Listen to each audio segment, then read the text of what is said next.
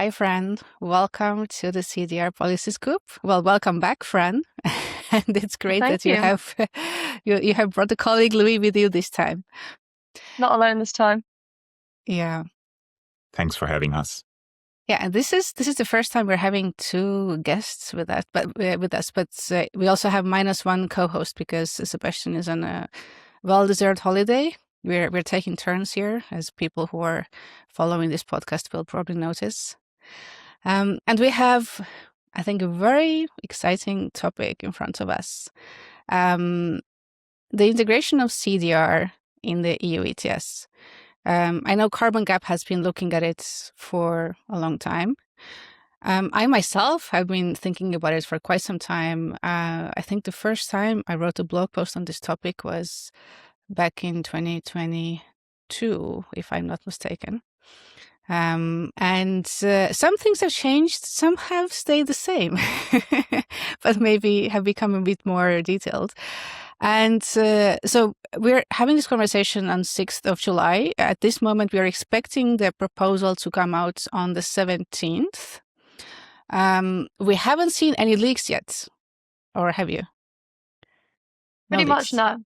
No leaks. Yeah, pretty much no at this point, which is quite impressive, right? Because these things tend to start leaking around this time frame, which means we're having this conversation around different options that we're looking at, our expectations, and like what different ways of direction actually will mean in practice for the ETS and for CDR and then for the different stakeholders involved. So there are many different topics to explore. One of the big ones that has come up a lot, I would say, in the last at least 2 years has been whether we're going to see the integration led by public authority or led by market itself. So where do you think we could land on this and why? Maybe let's get started with your friend. Yeah, where do I think we could land is maybe a different question than where I'd like us to land. Cover both. But yeah, for sure. I mean, first things to say is that this is a huge moment for CDR. Obviously, I don't think I need to tell about this podcast audience that. And CDR is about to have access to the world's biggest compliance market for carbon. So it's very, very exciting. I think the fact in that context that a public authority is on the table is even more exciting because I think it shows that there's real kind of intent and a mandate behind this CDR integration, that there's an intention not just to sort of do this and create a market and kind of leave it to the market to decide what outcomes we get, but actually to think about what strategically the EU would like to see from carbon removals. So I think the fact that the Commission is putting the authority on the table, even if it doesn't end up that way, is really exciting. I think obviously there are some trade-offs that will come with this authority. Clearly, this is going to be more effort to develop than just allowing the covered entities to do their thing. It will come with costs, it will come with risks, and there's a chance that this might arrive in the initial proposal, but not be there to stay as we go through the co-decision process. But we'd very much like to see it stay around. Maybe adding to that, I think when we look at the CDR integration into the ETS one specifically here, when we go a bit back in time, Carbon Gap started with a policy request of a clear sub-mandate for CDR. So we, from the very outset, recognized that CDR has particularities, starting off with the kind of central question if CDR and emission reductions is fungible. But I think as Carbon Gap, we see a lot more beyond that a public authority, just like a sub-mandate, could better allow to govern and tackle, also to improve over time. And so when we saw that this kind of public authority model is also the one that the Commission now publicly says is likely a preferred scenario. So not from a leak, but from public statements, we hear that they're leaning heavily in this direction. We think that there's benefits to following through with that. even though, of course, as Fran mentioned, there is quite a few things that remain unclear with the public authority. And maybe one aspect to highlight here is also in the difference between, let's say, a fully market-led integration with, let's say, a sub-mandate or a quota on CDR. I think the public authority has the potential to not only hone in, let's say, everything that is ETS, but even go beyond the ETS in the future. So we think it could be more future-proof in the sense of becoming a central home for CDR, also in kind of linkage to other platforms now being set up for temporary CDR, which we wouldn't want to see in the ETS, but the entity controlling what kind of credits are done, how they're being used. I think with the great experiment of the CRCF with differentiated credit types, that is a very good idea to have a kind of central commission-led or commission-authorized kind of intermediary that deals with that. And do you think if we end up with this kind of intermediary, would it be something that helps to start procurements earlier, maybe even before 2030? And if using such intermediary could help with that, what kind of elements in that intermediary or maybe in the proposal itself we would need to have in place to actually make it happen? This is maybe one of the most interesting, I think, open questions that we see is, this is a major deal for market making long term, but we still need more short term activity. So for sure, if the public authority could get involved in that, that would be great. I think for now, and especially before we have like a legislative proposal on the table, it's very unclear how to make that work in practice. You simply can't be telling CDR projects that they will have access to the ETS practically. That will be very, very difficult. But once we get over that hurdle of finalizing a text, then we can start to think about, okay, within the context of the cap that we've legislated, what might be allowed, what the quality thresholds, and how can we start to give assurances to CDR projects operating today that they might be able to access in future. In terms of, whether the authority can actually start engaging in those offtakes, really depends on the detail, I think, of the mandate that it has. Maybe one thing worth highlighting there is regarding credit vintage, right? So it's an open discussion whether we will allow credits purchased pre kind of the current review window, which is starting 2031 in implementation, whether we would allow to grandfather these credits into, like, let's say, credit bought 2028 with that vintage. Will it be eligible in 2032? I'm not in a position to give an answer to that. I think it will be very tricky to decide on that. But no matter the uncertainty on that policy choice, it will be crucial to purchase or kind of pilot the public authority pre-2030. And that will mean that we will get insights as to how, for example, just simple things, and a project developer uploads a PDD into and goes through the registry mechanism and all of that, with CRCF still being young. This public authority, if not itself, it can kind of garner a lot of learnings from what the kind of registry infrastructure needs to be, how you access the project developers, how you transfer that and the registry and all of that. And I think it would be very wise to start immediately with these things. I mean, Eve, I know you're following Article 6 transactions a lot, and then there we see entire countries making, let's say a bit pointy, they are making a big fuss around one single ton being traded, but it's not around the single ton. It's around getting the whole framework up and running. And I think we'll have similar obstacles with a public authority in the EU. That parallel is really, really nicely drawn there, Louis. Thanks for bringing it up. I think one more interesting dynamic, if you don't mind me adding, is also that, and some discussions we've been having over the last weeks, is whether the public authority potentially crowds out the sort of option for covered entities to engage in some of those offtakes on their own volition. And I know that there's been proposals to have this sort of additional route where covered entities can optionally kind of elect to do their own purchases, and whether that works under a public authority or is kind of reserved for only the operator integration option remains to be seen. But for sure, we should be sort of accommodating for both, if at all possible. Yeah, true. Especially larger operators are probably very keen on making many decisions themselves and not necessarily relying on another kind of infrastructure that is being put in place.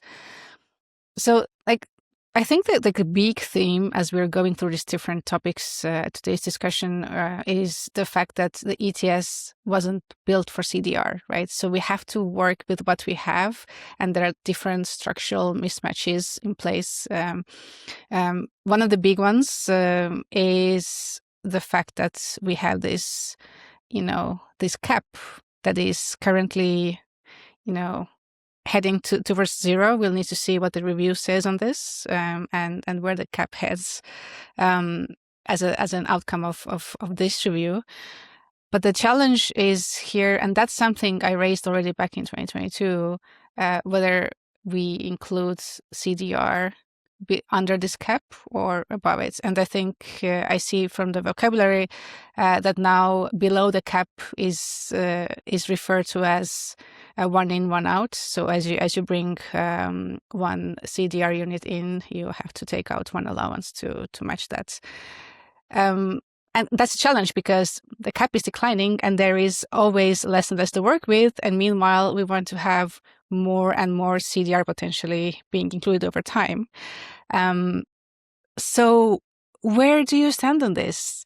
Should it be below the cap all the way, below the cap in the beginning, but then we have to adjust things at some point? What makes sense? To go first here and then Fran, I'm sure I'm leaving gaps.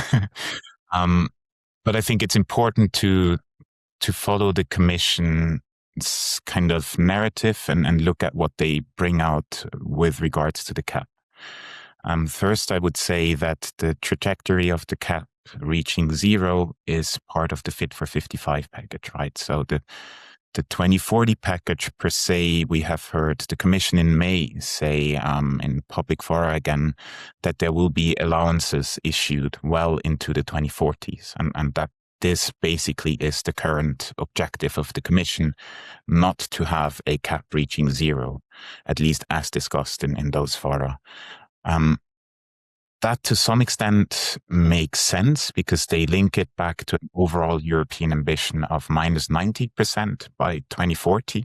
So if you take it at this, if basically all of Europe goes to minus 90 and the ETS, which is hard to abate, let's say steel, cement, they should be more ambitious and go to zero by 2040. You kind of get where the Commission comes from in saying, yeah, there is likely more of a cap that foresees those residual emissions.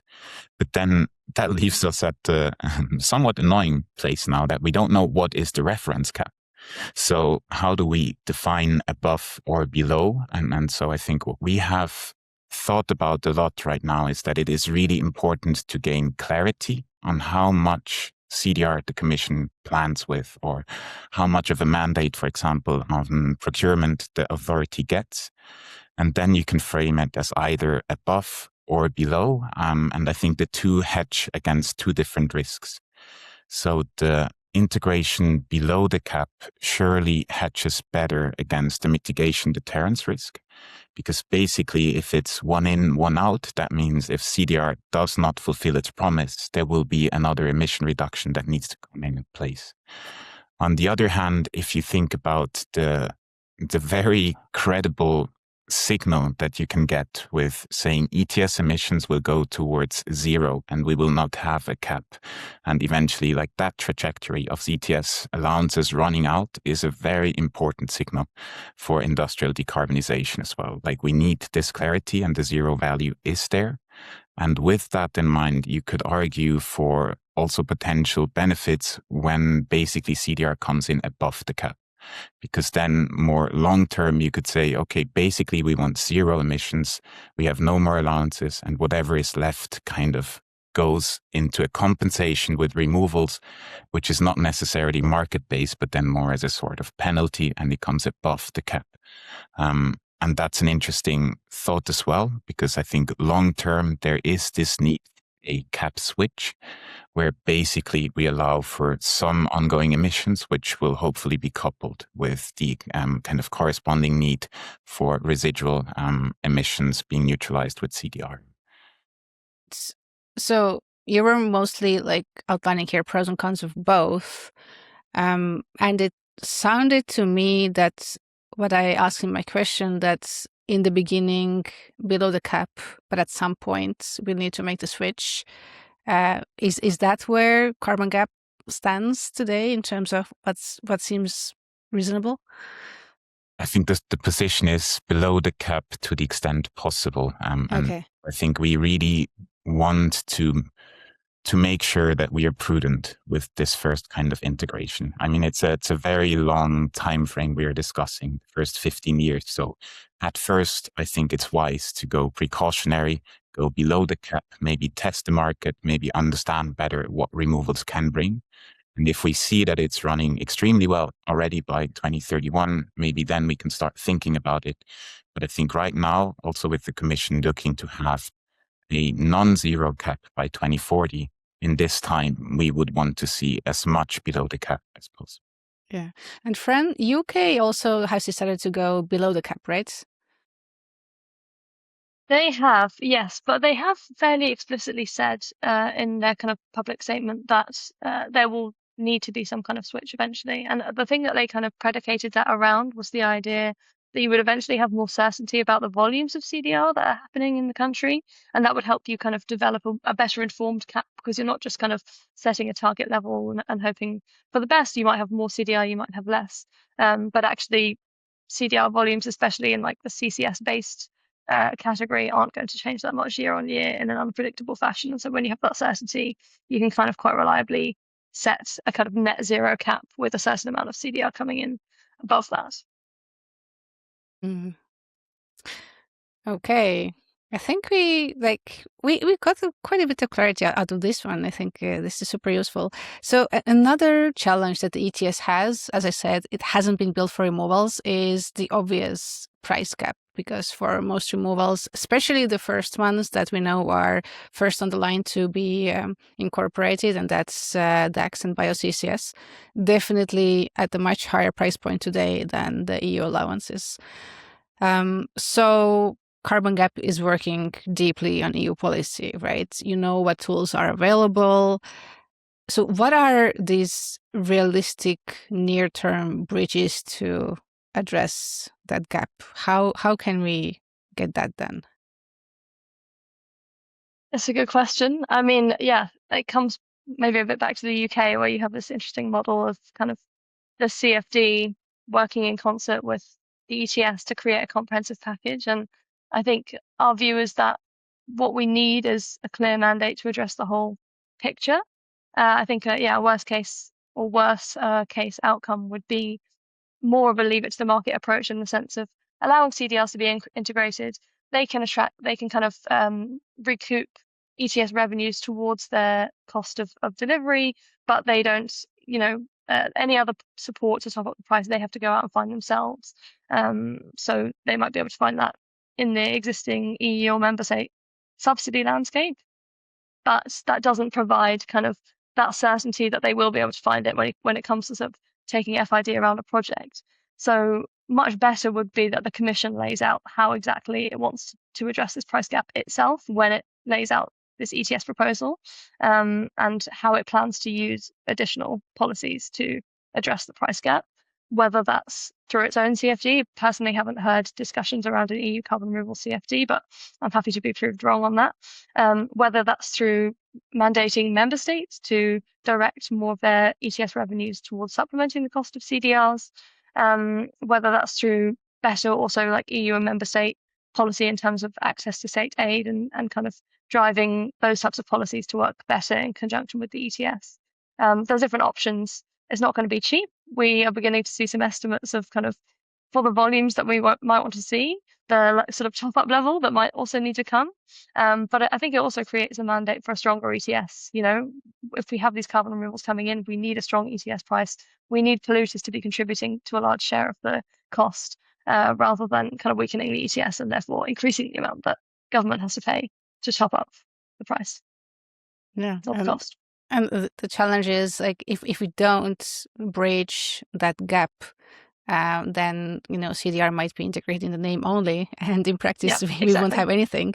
And as you mentioned, we need to have some kind of clear quantity thresholds in place to actually have a meaningful proposal in front of us. So what number should we be expecting? I dreaded that you'd ask that question. Because you probably have looked into everyone agrees that, this is a big emission trading system. It can be a major market for CDR. It's the biggest opportunity we've had in a long while, but it's only an opportunity if a decent amount of CDR actually ends up being incorporated, because otherwise, it's just a theoretical exercise, and we're just spending the next potentially 15 minutes waiting for 15 years waiting for the next opportunity, for the next review to fix things. So like, you haven't looked at clear numbers that you would prefer to see, for example, 2035, 2040? So we've obviously done a lot of work around our sort of campaign around separate targets for CDR in the EU. And we also have this starting number of 75 megatons, which is kind of the Commission's central estimate for annual removals in 2040. Then you have to sort of cast back and think, what's the share that ETS sectors are responsible for within that? And is that kind of proportionate to their total hard-to-abate emissions, or do they perhaps pay more because you at least have this framework in place? There's an opportunity to get them to pay where there kind of isn't in non-ETS sectors. I've seen that Isometrics put out a suggestion of 100 megatons. We did, and I spoke about this previously on this podcast, an analysis of kind of a removal compliance scheme and how much demand that would essentially need to deliver. We found that approximately 21% of EU ETS emissions in 2040 would need to be diverted or covered by a removal compliance obligation in order to cover the EU's CDR needs total, not just ETS driven. So that's maybe a lot of waffle, but. And also, I know you were quite specific there. But also, if you look at the latest state of CDR reports, what we saw there was the expectation on the levels of residual emissions that we expect to see are quite a bit higher than we were discussing, 3 to 5 years ago. So also there, we need to, have some expectation management happening, and that will flow over to the ETS conversations as well. And the residual emissions we will expect under this scheme, and then hence how much CDR can contribute. So it's a market-based mechanism, right? So we can't make assumptions, or we can't necessarily, as Carbon Gap, forecast what the hard-to-abate emissions in the ETS will be. I think that's kind of the central challenge for CDR policymakers everywhere, is what balance you leave between predicting the need and supplying it versus allowing the market to actually work out the most cost-effective way of decarbonising. So I think we can fit in like 2 more topics before we draw to a close. One is, we discussed the quantity. Now to quality. We're starting out with BioCCS and DAX. I don't think anyone is expecting any other CDR method to make it into the proposal we're expecting. So what is your take? How should it evolve over time? What kind of CDR should actually play a role within the ETS? And which types of CDR should play a different role? Can take a first step, but I think it's for sure in Carbon Gap's kind of central understanding, and I think the broader understanding, is that with these 2 methods alone, long term, the EU will have a hard time to reach its kind of CDR needs. So it is a very big consensus by now that we need a big portfolio of CDR methods. And the whole debate in terms of what's qualifying for the ETS right now is also to be seen in kind of context of ETS presenting the only pathway for kind of a market as of today in the EU. I'm drawing this kind of bigger circle now because I think it's important to reflect that ETS is a tool to achieve kind of European climate targets. And within those targets, we have always been kind of highly advocating for a separation of biogenic emissions and fossil emissions to kind of make sure that we have the carbon cycles closed in a durable and sustainable way. And so it will be very tricky as Carbon Gap to argue that we would want to have temporary forest credits in an ETS, and we will go against that for a very long time. But we recognize that these methods will need a market outside the ETS very soon. Otherwise, the kind of political requests to integrate in there will only increase. I mean, interestingly, we have ETSs across the globe, basically, where this exact kind of integration of forestry-based methods, or woodland in the UK, forestry in New Zealand, for example, have caused a lot of issues, but have nevertheless been kind of policy discussions that have been held and have come to conclude, yes, that is a safe kind of option to integrate that way. We are very happy to see that the EU focuses on the permanent CDR credits as kind of indicated by the CRCF. I think we are not yet there that whatever qualifies as permanent under the CRCF directly kind of provides a pathway to the ETS. Which is a hint on biochar. Which is a hint on biochar, of course, but even other options. Like, I think we will be looking out less on what specific method is in there now to what is the mechanism for including new methods? What is the mechanism for saying this is what we have? Because I think at this point in time, it's the first proposal. It will give the high-level mandate, and within that mandate, we would hope to see some sort of harmonization around the CRCF. But potentially there would be a need to kind of fine-tune the CRCF, provide detailed guidance on what CRCF credits can be used in the ETS. But the central kind of harmonization element that CRCF could give, we think is quite important, because it goes against the tendency of having so many different standards. Like, over the past 6 years in CDR, we have been arguing first to get standards and then to have less standards. And I think it's important to be reminded that too many standards are not so helpful for an efficient system. And so we would argue that CRCF should be, for the first time, actually be looking at a concrete use case, and for that make adjustments as to what it does. Because for now, CRCF is a voluntary scheme, and therefore it also makes sense from the kind of DG Klima unit tackling this to exclude certain permanent CRCF credits as a kind of, I think what they have last said is they're just more familiar with CCS-based methods. It's more natural to them. It's within their remit. And so they start with that. For us, it will be important that it is a start, not just concerning biochar, but also concerning enhanced weathering, all these other methods. And we will be looking out for a kind of structured process that is clear, that is accessible to all, and that is likely to be defined in implementing regulation following the July proposal.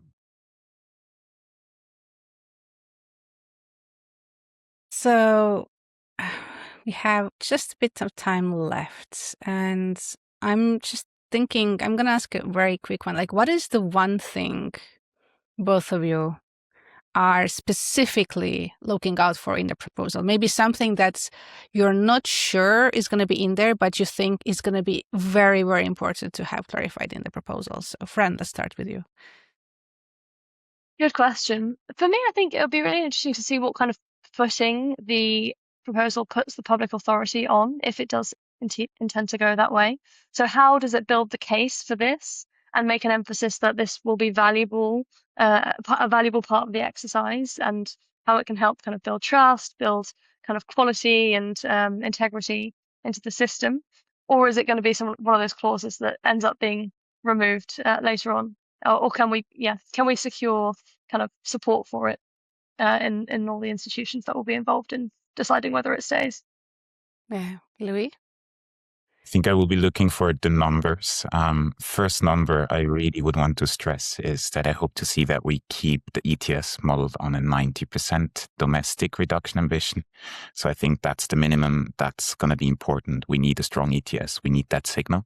So 90% domestically is what I hope to see.